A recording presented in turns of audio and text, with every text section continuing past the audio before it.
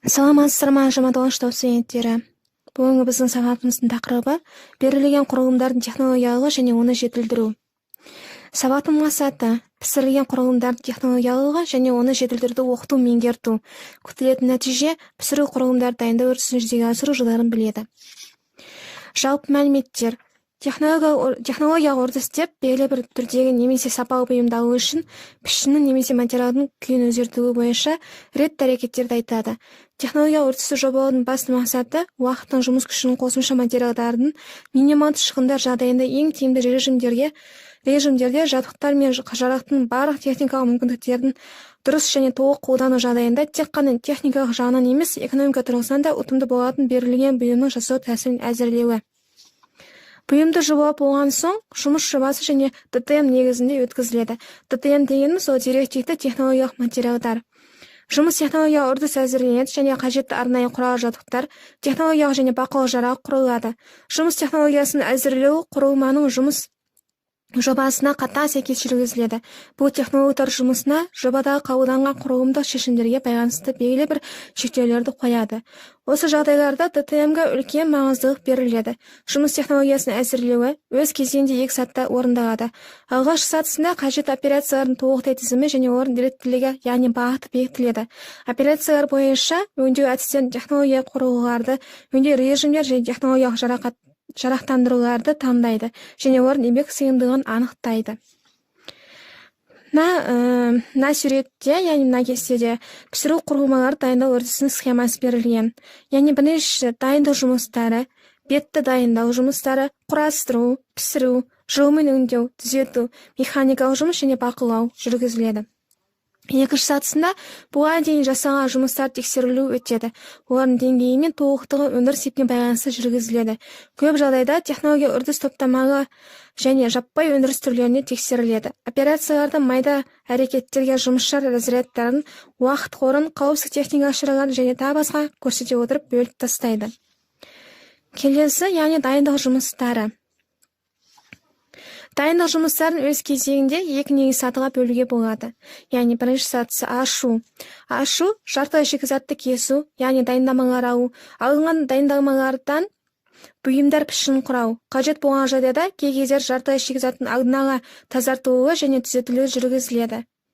Жартылай шикізатта ашу еңбек сыйымдылығына шаққанда барлық дайындау жұмыстарының 10% құрайды, ал пішінін құрау 90%. Оған қоса бұл көлемнің жартысынан көбін қаңылтырдан бұйым жасау арқылы уақытты алады.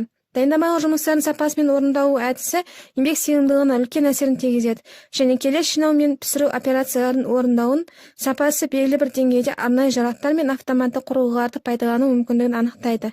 Сәйкесінше, өндірістің айналым мүмкіндігін қысқарту және бұйымға қойылатын талаптарға қол жеткізу мүмкіндігін анықтайды.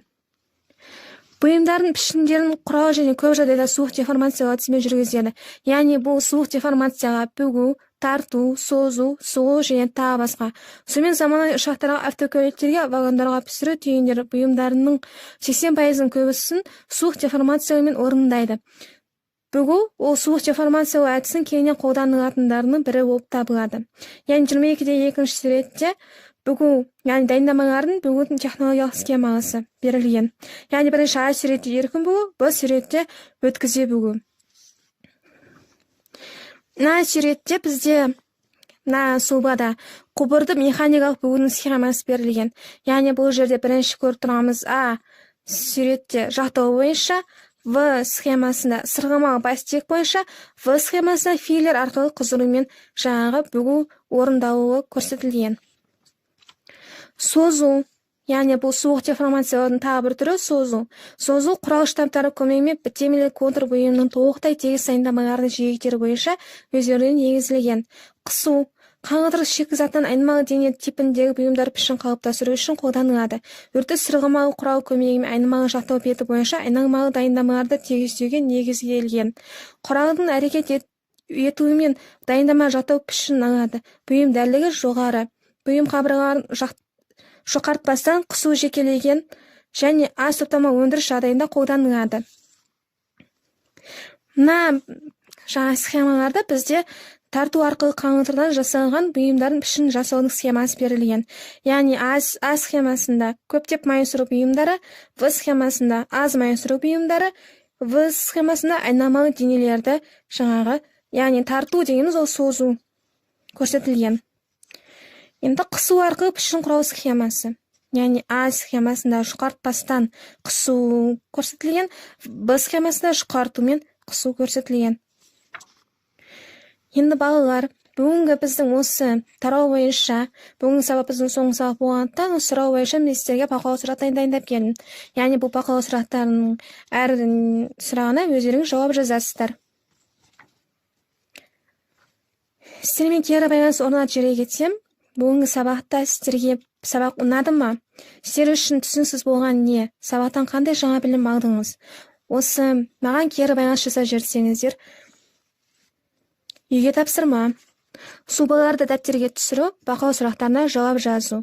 Назарларыңызға рахмет, сау болыңыздар.